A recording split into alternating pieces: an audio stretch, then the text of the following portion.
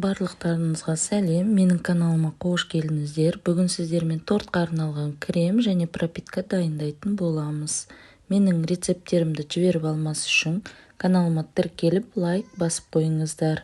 Әдеттегідей мен 100 грамм майға 3 желания фирмасынан Закрома 82% майын қолдандым.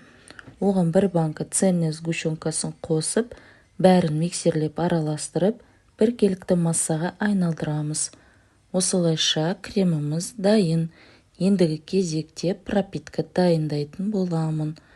Ол үшін 6 ас қасық қайнаған суға жарты лимонымызды сығып аламыз және 200 грамм қантты қосып, бәрін араластырып қоямыз. Осылайша пропиткамыз дайын болды. Келесі видеода торттың жасалу жолын көрсететін боламын.